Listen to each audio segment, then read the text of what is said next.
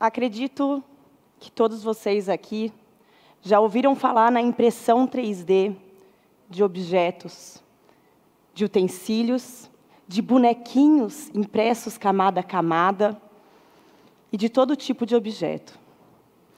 Tenho certeza que alguns de vocês já têm essas impressoras pequenininhas dentro de casa e passam horas se divertindo nas programações CAD e nas invenções de objetos. Essa tecnologia veio para revolucionar diversas áreas, e áreas que a gente nem imagina. E para que servem as tecnologias e as inovações? Elas trazem respostas, elas trazem soluções a demandas e a dores do nosso mundo. Mas eu não vim aqui para falar de objetos inanimados, nem de bonecos impressos, que são legais também. Eu vim aqui para falar de vida, da possibilidade de impressão e de reconstrução de vida, de tecidos humanos. Vocês devem estar pensando, ela vai falar de ficção? Matrix? Ou ela vai falar de uma realidade? Será que isso já existe? Bom, para isso, eu vou precisar trazer alguns cenários e algumas esferas da minha vida, da minha trajetória e das minhas experiências. Eu vou trazer aqui 4 esferas: natureza, chão de fábrica, ciência e uma startup. Essas coisas parecem desconectadas, mas vocês vão ver que foram peça-chave para a reconstrução de tecidos humanos. Eu queria fazer uma dinâmica com vocês para juntar essas 4 esferas que eu estou trazendo. A Marcela vai passar uma trama de fitas de cetim todas entrelaçadas. Ela está aqui à minha esquerda. E vocês vão aleatoriamente passar para o seu colega do lado, de trás, para onde a sua intuição mandar, para a gente construir uma rede de contatos e um tecido. Enquanto eu for falando, vocês vão, por favor, essa trama vai chegar aí em vocês. Bom, entrando na natureza, que é a primeira esfera que eu vou falar, para a gente reconstruir tecidos humanos, a primeira coisa que a gente precisa fazer é aprender a observar. Aprender a olhar e a contemplar a natureza em profundidade. Como cientista, a primeira habilidade que eu precisei aprender foi justamente a observar. E essa observação, ela precisa se dar na escala macro, na escala micro dos microscópios e na escala nanométrica. Como a gente vê a minha mão segurando essa folha numa das florestas que eu visitei durante essa trajetória. Para reconstruir tecidos humanos, a gente utiliza tecnologias que vieram das engenharias. A gente utiliza o conhecimento que veio da biologia, da medicina, da odontologia, da farmácia. E a gente usa também conhecimentos que vieram das ciências humanas. Quando pequena, eu estudei numa escola que prezava o conhecimento a partir da natureza. Nós enxergávamos a matemática e a lógica das coisas nas folhas, nas árvores, contando sementes. A matemática está em todos os lugares. E a natureza pode nos ensinar muita coisa.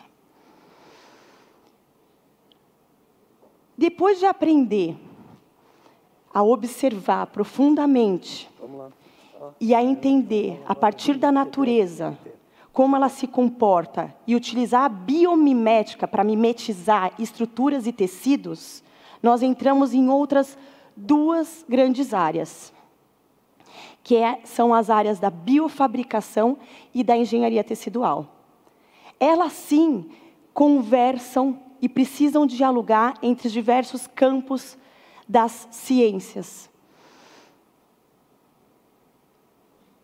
A gente utiliza, então, células, polímeros e equipamentos que vieram das engenharias, hardwares, para reconstruir esses tecidos.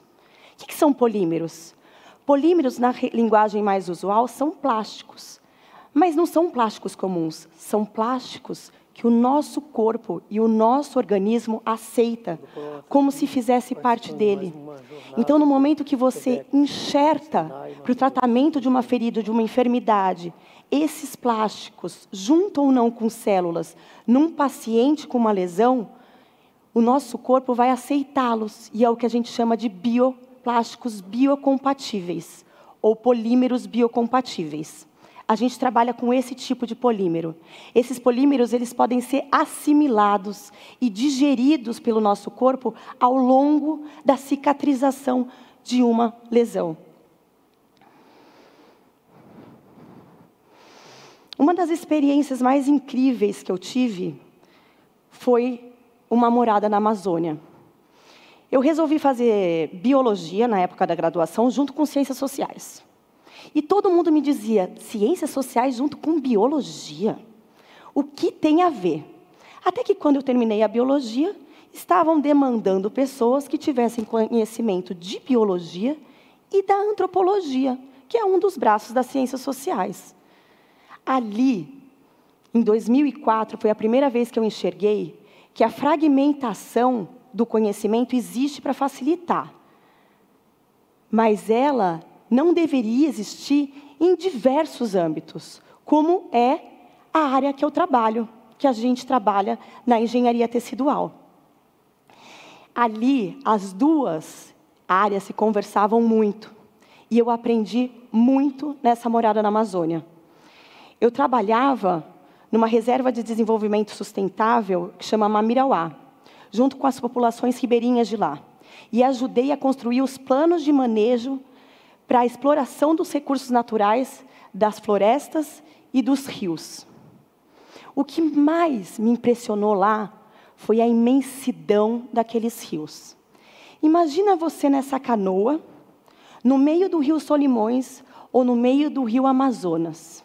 Você está no meio do rio, você olha para um lado, não vê nada, só água. Não enxerga a margem. Olha para o outro lado, nada, uma imensidão. Nós somos um pontinho no meio de um mundo enorme. Eu percebi que nós somos nada no meio da natureza, que é tão bela e maravilhosa. O que eu notei lá é que, apesar de me sentir numa imensidão, eu me senti acolhida e abraçada. Por quê? Lá eu enxerguei que, para a gente ser feliz, a gente precisa ter sonhos. Essas crianças correndo atrás das borboletas no rio, sonham, sorriem. Eu senti uma genuína felicidade ali. Bem, voltei da Amazônia e fui morar na Selva de Pedras, em São Paulo, no chão de fábrica. E aí vem a nossa segunda esfera. Sair da Amazônia, voltar para o chão de fábrica, uma indústria têxtil, de beneficiamento e tingimento têxtil. Eu amei conhecer as fibras sintéticas, as fibras naturais, queria entender tudo do comportamento delas ali. Foram 3 anos no chão de fábrica. A fábrica tinha um cheiro próprio de fábrica. O calor das caldeiras Parece ruim? Eu gostava daquele calor. Muito interessante. Só que onde eu conseguiria ter mais conhecimento para agregar ao conhecimento que eu estava tendo dentro do chão de fábrica? Foi quando eu retornei para a academia e fui fazer meu mestrado e doutorado. O mestrado e doutorado já não eram mais nas ciências sociais humanas, nem na biologia. Meu mestrado e doutorado foram dentro da engenharia química, trabalhando com a ciência dos materiais. Lá, dentro da engenharia, nós construímos um equipamento que chama eletrofiação. Eu queria aprender mais sobre o ramo têxtil. O que são as roupas, os algodões, os tecidos, como eles se reagem e tudo mais. Essa parte de design. Legal. A gente construiu um equipamento de eletrofiação que, a partir de um sistema eletrodinâmico, produzia fibras. Usando o quê? Polímeros, os tais plásticos. Então, você conseguia produzir tecidos de nylon, de algodão, de celulose, de um monte de coisas. E esse equipamento, ele produz tanto nanofibras, na escala nanométrica, que você não enxerga a olho nu, quanto microfibras, com polímeros naturais, sintéticos e assim vai. Tanto que no ano passado foi o boom do último desfile da Vogue em Paris. Eles usaram uma tecnologia semelhante a essa, de electron spinning, para reconstruir um tecido sobre uma modelo. Nossa, gente, maravilhoso. Mas aí apareceu uma coisa mais maravilhosa ainda. Eu sou bióloga de formação, designer, têxtil, legal. Mas esses tecidos reconstruíam tecidos humanos. Quando a gente olhava esses tecidos reconstruídos com eletrofiação no microscópio, eles mimetizam e imitam os nossos tecidos, as nossas matrizes extracelulares. E o que é a nossa matriz extracelular? É o nosso cimento. É o que faz as nossas células, nos nossos tecidos humanos, estarem interligadas, estarem se conversando. Essas estruturas que vocês veem aqui são fibras eletrofiadas. As de cima imitam as estruturas de tendões, por exemplo, que são mais alinhadas, mais organizadas. As de baixo imitam tecidos aleatórios como a nossa pele. E a gente pode trabalhar, inclusive, com polímeros próprios do nosso tecido humano. Aí que eu migrei da engenharia têxtil de roupa para a engenharia tecidual da medicina regenerativa. E a meta, desde 2010, passou a ser o desenvolvimento de uma pele artificial para o tratamento de feridas crônicas, de lesões, utilizando essa tecnologia. E a gente está caminhando. O que acontece? Eu falei da natureza, eu falei no item 2 do chão de fábrica, eu falei no item 3 da academia. Nesse momento, a Amazônia é resgatada com tudo isso. Porque os óleos que eu aprendi, que eram usados pelas populações tradicionais de lá há mais de séculos, para o tratamento de feridas crônicas e lesões, a gente poderia incorporar nas fibras.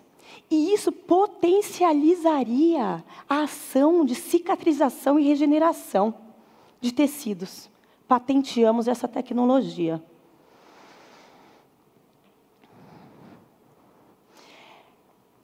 Na academia, vendo tantas possibilidades de tratamentos, de soluções que podem chegar para o mundo, para tratar dores do mundo, eu fiquei com vontade de abrir um negócio, de transformar todo aquele conhecimento que muitas vezes ficam nas prateleiras das universidades em produto. Foi aí que o Pedro, o Hamilton apareceram. E a gente, desde então, 2017, construímos um sonho juntos. Cada um com o seu papel, com a sua expertise, e com um sonho que se tornou conjunto. O Pedro é meu amigo de infância. Somos casados hoje, temos 2 filhos. E o Dudu, que é o nosso segundo filho, isso faz parte de uma mãe falar, nasceu no mesmo dia em que a startup 3DBS nasceu, gente. Eu entrei em trabalho de parto e a FAPESP nos ligou para anunciar que o nosso projeto para a estruturação da empresa tinha sido aprovado. Eu pari, o Pedro foi lá fazer a reunião, expulsaram ele da reunião e falaram, vai, já aprovou, volta para sua mulher lá para a maternidade. E assim foi. O Dudu e a Luma, que são os 2 filhos, vêm acompanhando a gente nessa história toda, e eu fico emocionada durante esses 5 anos. Bem, nesses 5 anos, nós trabalhamos com esse tipo de equipamento, a gente customiza e prototipa peça a peça de bioimpressoras de tecidos humanos e de eletroafiadoras, que são aqueles equipamentos que produzem tecidos. E hoje, a gente democratizou esse campo no território brasileiro. São milhares de cientistas utilizando essas 2 tecnologias para produzir tecidos que vocês nem imaginam. São tecidos que ainda não vão em contato com o paciente, mas que estão na bancada sendo experimentados, empiricamente desenvolvidos, como cartilagem, osso, tecidos neuronais, tecidos cardíacos e muito mais. O que acontece? Vocês sabem que no Brasil, desde 2019, foi proibido o uso de cobaias animais pela indústria cosmética? Pois bem, nós desenvolvemos uma pele bioimpressa que mimetiza a nossa pele artificial. E é uma pele nacional brasileira, que utiliza células de pacientes brasileiros e reconstrói a pele camada a camada, usando uma das bioimpressoras que vocês viram agora há pouco. Elas servem para a indústria cosmética e para a indústria farmacêutica testar novos produtos. Além da pele, a gente desenvolveu outros 2 mini-órgãos que a gente fala, que é a barreira intestinal e o fígado. Imagina o que a gente consegue fazer com esses tecidos. Imagina a importância da barreira intestinal e do nosso intestino para a absorção de tudo que a gente come. E a gente lembra da frase, cuidado com o que comes, que te direi quem és. E o fígado, o quanto de enfermidades dentro da indústria farmacêutica a gente pode testar drogas, como a cirrose e a hepatite, para testar esses novos fármacos. E não usar, talvez no futuro, ou pelo menos diminuir a quantidade de cobaias animais utilizadas. Esses tecidos chegam muito mais próximo do que é a realidade humana dos tecidos, muito mais próximo do que você usar cobaias animais. Além disso, a gente tem um sistema que é um chip, não é um chip de celular, mas é um chip que interliga esses mini-órgãos. E a gente consegue testar num sistema orgânico todos esses organoides, que são mini-órgãos interconectados, a pele, o intestino e o fígado, simulando um sistema do corpo realmente. E aí, gente, eu finalizo a palestra dizendo que essa é uma plataforma onde a gente consegue e vai poder, em conjunto com a sociedade, trazer inúmeras possibilidades e soluções para a medicina regenerativa e para a indústria, nessa reconstrução de órgãos. E todos esses conhecimentos, então, da natureza ao chão de fábrica, a academia e a startup, essas esferas se interligam para construir uma história onde tecidos são reconstruídos. E o que eu trago para vocês é que muitas das nossas experiências, nenhuma delas é em vão. Todas elas têm um porquê de ser, desde que a gente faça com paixão, com amor. Não deixem os seus sonhos morrerem. Sonhar é tudo. Viver com paixão pelo que a gente faz. Obrigada.